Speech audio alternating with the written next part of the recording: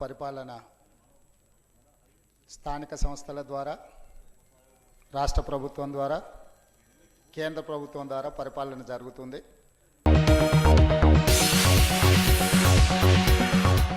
आदाब नाज़रीन, INT today news में आपका खैर मकदम है। पेश है ये खास खबर खास आपके लिए। अगर आपने हमारे चैनल को सब्सक्राइब नहीं किया है तो आपको यहाँ सब्सक्राइब बटन दिख रहा है, उसे क्लिक करिए और सब्सक्राइब कीजिए और साथ ही साथ बेल आइकॉन को भी क्लिक करिएगा जिससे कि आपको ताज़ा अपडेट मिलते रहें। పరిపాలన స్థానిక సంస్థల ద్వారా రాష్ట్ర ప్రభుత్వం ద్వారా కేంద్ర ప్రభుత్వం ద్వారా పరిపాలన జరుగుతుంది। పన్నుల వసూళ్లు కూడా స్థానిక సంస్థలు రాష్ట్ర ప్రభుత్వం కేంద్ర ప్రభుత్వం వసూలు చేస్తాయి। ప్రత్యక్షంగా ఆదాయం వచ్చిన వాటిని ప్రత్యక్షంగా తమ అకౌంట్లోనే డిపాజిట్ చేసుకొని ఖర్చు పెట్టడం జరుగుతుంది। పరోక్షంగా రాష్ట్ర ప్రభుత్వానికి వచ్చిన ఆదాయము స్థానిక సంస్థలకు పాస్ ఆన్ చేస్తుంది। కేంద్ర ప్రభుత్వం వసూలు చేసిన పన్నులను రాష్ట్ర ప్రభుత్వానికి పాస్ ఆన్ చేస్తుంది। ఇది కలెక్టివ్ రెస్పాన్సిబిలిటీ। అయితే ఇక్కడ ప్రధానంగా ఒక 4-5 అంశాలను అడగదలుచుకున్నాను। ఒక 3-4 సూచనలు కూడా ఈ కౌన్సిల్ ద్వారా సూచన చేయదలుచుకుని మన జిహెచ్ఎంసీకి। అదే సందర్భంలో మన కౌన్సిల్ ఏర్పాటు చేయకంటే ముందు మిగులు బడ్జెట్తోని మనకు పాస్ ఆన్ చేయడం జరిగింది। ఈ సందర్భంగా ఎంఐఎం అదేవిధంగా మాజిద్ హుసేన్ గారిని ఈ వేదిక ద్వారా అభినందించదలుచుకున్నా। ఎందుకంటే మిగులు బడ్జెట్తో మనకు పాస్ ఆన్ చేసింది, ఈరోజు అనుకోకుండా లోటు బడ్జెట్ వైపు మనం ప్రయాణం చేస్తున్నాం। ఈ మిగులు బడ్జెట్ నుంచి లోటు బడ్జెట్ వైపు ప్రయాణం చేయడానికి గల కారణాలను మనం చర్చించుకొని వాటిని సవరించుకొని భవిష్యత్తు ప్రణాళిక నిర్దిష్టంగా తయారు చేసుకుంటే మనకి ఇంకా హైదరాబాద్లో డెవలప్మెంట్ జరుగుతుంది। ప్రధానంగా ప్రత్యక్షంగా పన్నులు వసూలు చేస్తున్న దాంట్లో నా పార్లమెంట్ నియోజకవర్గంలో ఉన్న ఎల్బీ నగర్లో అత్యధికంగా పన్నులు వసూలు చేస్తున్నారు। అంటే జూబ్లీ హిల్స్ బంజారా హిల్స్ ప్రాంతంలో వసూలు చేసేదానికంటే కూడా నగర శివారు ప్రాంతాలైన ఎల్బీ నగర్లో ఉప్పల్లో ఈ శివారు ప్రాంతాలలో తమను ప్రాతినిధ్యం వహిస్తున్న ప్రాంతంలో కూడా అత్యధికంగా పన్నులు వసూలు చేస్తున్నారు। రెండవది చిన్న చిన్న కుటుంబాలు, అంటే ఇంటి ముందర ఒక చిన్న బోర్డు ఫాల్ కుట్టబడును, ఇస్త్రీ చేయబడును లేదా టైలరింగ్ పని చేయబడును అని కుటుంబంలో ఆడవాళ్ళు స్వయం ఉపాధి కింద పనిచేసుకుంటుంటే వాటిని కూడా కమర్షియల్ కింద కన్వర్ట్ చేసి మన వాళ్ళు కమర్షియల్ కింద పన్నులు వసూలు చేసే ప్రయత్నం చేస్తున్నారు। ఇది ఏ మేరకు సమంజసమో అధికారులు ఆలోచించాలి। కమర్షియల్ కాంప్లెక్స్లకి రెసిడెన్షియల్ ఏరియాలో మహిళలు ఇంట్లో ఖాళీ సమయంలో చేసుకున్న ఫాల్ కుట్టబడునని రాసుకున్న వాళ్ళ దగ్గర కూడా కమర్షియల్ స్టేటస్లో పన్నులు వసూలు చేస్తుంది। ఇది ఏమాత్రం సమంజసం కాదు। వీటిని బిల్డింగ్ పర్మిషన్స్ ఇచ్చినాయి, బిల్డింగ్లో కమర్షియల్ ఏరియాలు ఉన్నాయా రెసిడెన్షియల్ ఏరియాలు ఉన్నాయా చూసుకొని ఆ పన్నుల వసూల్లో జాగ్రత్త తీసుకోవాల్సిన అవసరం ఉంది। ఎల్బీ నగర్లో అత్యధికంగా పన్నులు ఏవైతే వసూలు చేస్తున్నారో నిన్న మా శాసనసభ్యుల వారు కూడా ఏదో తగ్గిస్తున్నారు అన్నట్టుగా చెప్పినారు, కానీ ఆదేశాలు రాలేదు। చాలా రోజుల నుంచి అంశం చర్చకు ఉంది। సహేతుకమైన పన్నులు ఇతర ప్రాంతాలలో అంటే నార్త్ ఈస్ట్లో ఎంతైతే ఆదాయం వస్తుందో సౌత్ అండ్ సెంట్రల్ నుంచి వచ్చే ఆదాయం తక్కువ ఉంది, పన్నులు కూడా ఆ ప్రాంతంకి ఎక్కువనే పెంచుకుంటూ వెళ్తున్నారు కాబట్టి వాటి మీద సరైన విధంగా చర్యలు తీసుకోవాల్సిన అవసరం। రెండవది పర్మిషన్స్ జిహెచ్ఎంసీ కాకుండా ఈ మధ్యకాలంలో ఏ ఏరియాల అనుమతుల గురించి అడిగినా కూడా ఐలా అనుమతులు ఇస్తుంది అంటున్నారు। ఐలా అంటే టీఎస్ఐఐసి అంటే తెలంగాణ స్టేట్ ఇండస్ట్రియల్ ఇన్ఫ్రాస్ట్రక్చర్ కార్పొరేషన్లో that is one of the department. IALA ప్రత్యక్షంగా బిల్డింగ్లకు లేకపోతే రెసిడెన్షియల్ ఏరియాస్కి అనుమతులు ఇచ్చుకుంటూ పోతే నేను లాస్ట్ టైం కూడా ఇదే జిహెచ్ఎంసీలో అడిగాను అధికారులను, నాకు ఇంతవరకు రిప్లై ఇవ్వలేదు। వాళ్ళు అనుమతులు ఇచ్చినరా ఇవ్వలేదా మీకు కోఆర్డినేషన్ మెకానిజం ఎందుకు లేదు? వాటి ద్వారా వసూలు చేయాల్సిన పన్నులు ఐలానే వసూలు చేసుకుంటుందా జిహెచ్ఎంసీ వసూలు చేసుకుంటుందా? ఇల్లీగల్ కన్స్ట్రక్షన్స్ ఏవైతే జరుగుతున్నాయో ఆ ఇల్లీగల్ కన్స్ట్రక్షన్స్లో మీరు పన్ను వసూలు చేస్తలేరు। నేను లాస్ట్ టైం కూడా ఎంఆర్ ప్రాపర్టీస్ గచ్చిబౌలిలో మీరు అనుమతులు ఇచ్చినా అంటే మేము ఇవ్వలేదు కనుక్కుంటామన్నారు, ఇంతవరకు కమిషనర్ గారు వెనక్కి తిరిగి చెప్పలేదు। ఈ మధ్యలో అడిగితే అది ఐలా కిందికి వస్తుంది అంటారు। అదేవిధంగా కుకట్పల్లి సర్వే నెంబర్ 376లో ఇల్లీగల్ కన్స్ట్రక్షన్ జరుగుతున్నాయి 15-20 ఎకరాలలో, మీరు వాళ్ళ కిందికి వస్తాను వాళ్ళు మీ కిందికి వస్తాను, ఎవరు పన్నులు వసూలు చేస్తలేరు, ఎవరు ఆ ఇల్లీగల్ కన్స్ట్రక్షన్స్ రిటర్న్ కంప్లైంట్స్ పంపించినా కూడా కమిషనర్ గారు వెనక్కి రిప్లై చేయడం లేదు। 376 కుకట్పల్లి 15 ఎకర్స్, సరే టైటిల్ దగ్గరికి నేను వెళ్ళదలుచుకోలేదు, టైటిల్ మీద ఇంకోటిదా వేరే అంటే ఆ డిస్ప్యూట్ వేరు, కానీ అనుమతులు లేకుండా అక్రమంగా 5 అంతస్తుల భవనాలు కడుతుంటే దానికి కరెంటు కనెక్షన్స్ ఇస్తుండ్రు, దానికి మున్సిపల్ వాళ్ళు చూసుకుంటూ ఊరుకుంటుండ్రు, సీసీ రోడ్లు జరుగుతున్నాయి, అన్నీ జరిగిపోతున్నాయి. పక్కనే ఉన్న స్లమ్ లాస్ట్ టైం ఇందిరానగర్ గురించి నేను పదే లేవనెత్తడం జరిగింది. ఇంతవరకు ఇండెమ్నిఫై బాండ్ తీసుకొని మీటర్లు ఇవ్వచ్చు. అక్కడుండే పేదలకు స్లమ్లో 20 గజాలు 30 గజాలలో ఉన్న స్లమ్లకు 1,00,000, 2,00,000, 3,00,000 కరెంటు వాళ్ళు పోయి టాస్క్ ఫోర్స్ అని చెప్పి వాళ్ళు పన్నులు అంటే ఫైన్ వేస్తున్నారు, వాళ్ళ మీద కేసులు పెట్టి జైలుకు పంపిస్తారు. వాళ్ళ మీద స్లమ్లలో ఉండే చిన్న 30-40 గజాలలో ఉండే వాళ్ళ మీద మీరు లక్షల కొద్ది పన్నులు వేసి కట్టడం లేదని జైలుకు పంపిస్తున్నారు. దాన్ని ఆనుకొని పక్కనే ఉన్న 376 సర్వే నెంబర్లో ఇల్లీగల్ కన్స్ట్రక్షన్స్ 4-5 ఫ్లోర్లలో కడుతుంటే return complaint as a member of parliament return complaint పంపించిన వాళ్ళు కూడా మన వాళ్ళు కనీసం వాటిని ఆపే ప్రయత్నం చేస్తలేరు, లేదా ఆ మీటర్లు ఇవ్వడాన్ని ఆపడం లేదు. ఇండెమ్నిఫై బాండ్ తీసుకొని ఆధార్ కార్డు ఉన్న ఓటర్ లిస్టుల పేరున్న వాళ్ళ దగ్గర ఒక 100 రూపాయల బాండ్ పేపర్ మీద తీసుకొని మీటర్ కనెక్షన్ ఇచ్చి తీరవలసిందే.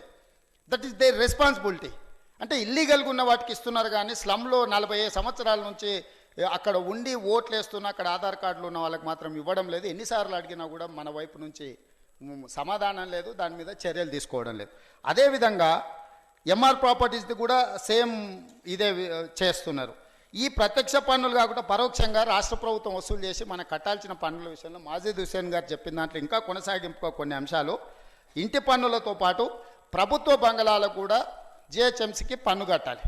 ప్రభుత్వ బంగళాలలో దాదాపుగా 200 గవర్నమెంట్ ప్రాపర్టీస్తో పాటు మన సెక్రటేరియట్ బిల్డింగ్సు, గవర్నర్ బిల్డింగు, ముఖ్యమంత్రి గారి బిల్డింగు, మంత్రుల బిల్డింగుల మీద పన్నులు పెంచడం లేదు. పేద ప్రజలకు ఎట్లయితే మీరు పెంచుకుంటూ పోతుండ్రో వీటన్నిటి బంగళాలు రాష్ట్ర ప్రభుత్వం చెల్లించాలి వీటి పన్నులు. దాదాపుగా ఈ 5 సంవత్సరాలలో సంవత్సరానికి 102 కోట్ల రూపాయలు రఫ్లీ, అంటే plus or minus subject to correction, సంవత్సరానికి 102 కోట్ల రూపాయలు ఈ ప్రభుత్వ బంగళాల నుంచి జిహెచ్ఎంసీకి పన్నులు రావాలి. ఈ 5 సంవత్సరాలలో దాదాపుగా 510 కోట్ల రూపాయలు రాష్ట్ర ప్రభుత్వం నుంచి రావాల్సిన ఆదాయం జిహెచ్ఎంసీకి రాకపోవడం వల్ల ఈరోజు మనము అప్పుల పరిస్థితిలో ఉండి బాండ్స్ అమ్ముకోవాల్సిన పరిస్థితి, బ్యాంకులకు లోన్లకు వెళ్లాల్సిన పరిస్థితి వచ్చింది. దీని విషయంలో ఎందుకు చర్యలు తీసుకుంటారో చెప్పాలి. అదేవిధంగా ప్రొఫెషనల్ ట్యాక్స్ కలెక్ట్ చేస్తుంది. ప్రొఫెషనల్ ట్యాక్స్ నుంచి దాదాపుగా రాష్ట్ర ప్రభుత్వానికి సంవత్సరానికి ప్లస్ ఆర్ మైనస్ 300 కోట్ల రూపాయలు పన్నులు వసూలు చేస్తున్నారు ప్రొఫెషనల్ ట్యాక్స్ మీద. ఈ ప్రొఫెషనల్ ట్యాక్స్లో జిఓఎంఎస్ నెంబర్ 1146. ఈ జీవో ప్రకారము 95% ప్రొఫెషనల్ ట్యాక్స్లో జిహెచ్ఎంసీకి బదిలీ చేయాలి రాష్ట్ర ప్రభుత్వం.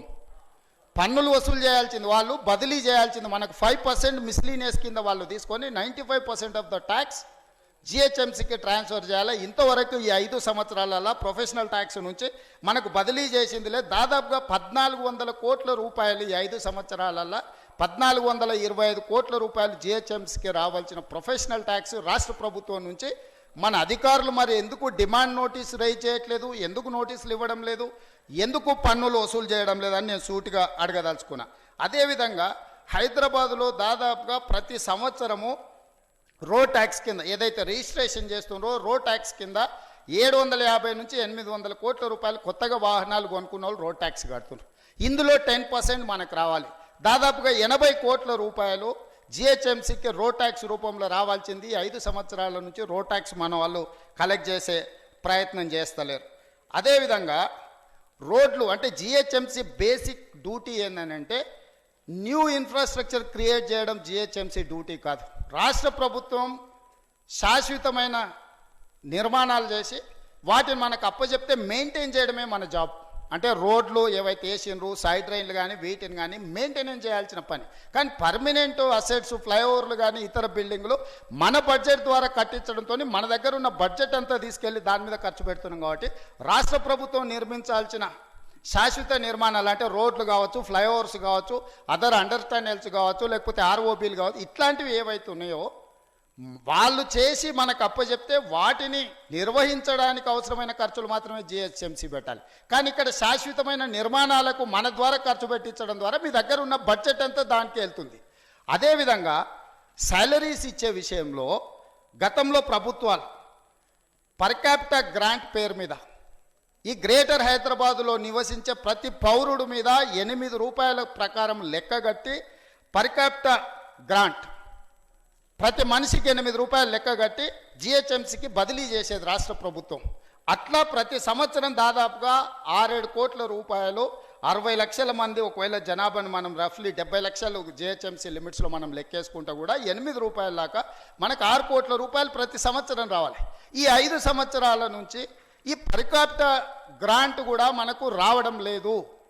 అంటే ఇక్కడ మనము పదే మేము పార్లమెంట్ సభ్యులుగా కేంద్ర ప్రభుత్వం వసూలు చేసిన పన్నులలో రాష్ట్ర ప్రభుత్వానికి రావాల్సిన వాటా ఇవ్వడం లేదు. అది మా హక్కు, మీ దయాదాక్షిణ్యం కాదు. మా రాష్ట్రానికి ఇవ్వాల్సిన నిధులు విడుదల చేయమని ఎక్కడైతే మనం మాట్లాడుతున్నామో, రాష్ట్ర ప్రభుత్వం స్థానిక సంస్థలకు సంబంధించిన పన్నులు వసూలు చేసినప్పుడు ఆ పన్నులు దయాదాక్షిణ్యం కాదు.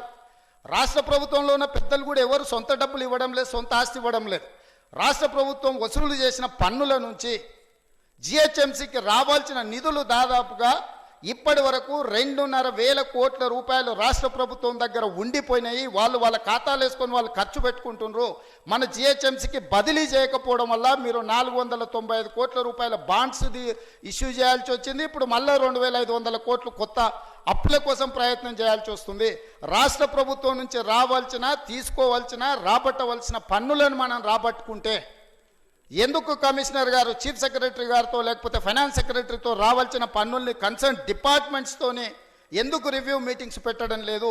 మీకెందుకు నోటు పెట్టి మీ ద్వారా మున్సిపల్ శాఖ మంత్రి గారితో ఒక సమావేశాన్ని ఏర్పాటు చేసి తద్వారా ముఖ్యమంత్రి గారిని అడిగి జిహెచ్ఎంసీకి రావాల్సిన పన్నులు వసూలు చేసుకున్నప్పుడు మనకు అప్పుల బాధ కానీ మెయింటెనెన్స్ బాధ కానీ మా కార్పొరేటర్లు వాళ్ళ డివిజన్లలో ఒకరొకరికి దాదాపుగా 1,00,000 జనాభా, ఒకరొకరికి 300-400 చిన్న కాలనీస్ వచ్చినాయి. ఏ కాలనీలో వాళ్ళు కనీసం సైడ్ ట్రైన్లు మోరీలకు కూడా 10 లక్షలు నిధులు ఇవ్వలేని పరిస్థితి వచ్చింది. ఈ నిధులను వస్తే ఒక్కొక్క కార్పొరేటర్ కనీసం 4-5 కోట్ల రూపాయలు వాళ్ళ డివిజన్లలో ఖర్చు పెట్టడానికి అవకాశం ఉన్నప్పుడు మనం ఈ పన్నులు రాబట్టుకోకపోతే, మనకు రావాల్సిన ఆదాయాన్ని మనం రాష్ట్ర ప్రభుత్వం నుంచి తెచ్చుకోకపోతే, ఇక ఇట్లాంటి బాండ్లు ఇష్యూ చేసుకుంటూ పోయి అప్పుల పాలైపోయి లాస్ట్కు జీతాలు అంటే ఇవన్నీ రాకపోవడం వల్ల గతంలో ప్రాంప్ట్గా శాలరీస్ ఇచ్చే జిహెచ్ఎంసీ ఈరోజు జీతాలకు కూడా ఇబ్బంది పడాల్సిన పరిస్థితి వచ్చింది. కాబట్టి ఇక్కడ నేను ప్రభుత్వానికి చేసే సూచన ముఖ్యంగా మీ ద్వారా కమిషనర్ గారు ఎందుకంటే మీ దృష్టికి తీసుకురావాలి. కమిషనర్ గారు డ్యూటీ ఇది. ఇక్కడ మనకు పన్నులు రావాల్సిన అవసరం ఉంది. రాష్ట్ర ప్రభుత్వంతో మీరు సమావేశం ఏర్పాటు చేసి ఈ పన్నులన్నీ రాబట్టండి అని అడగాల్సిన అధికారులు.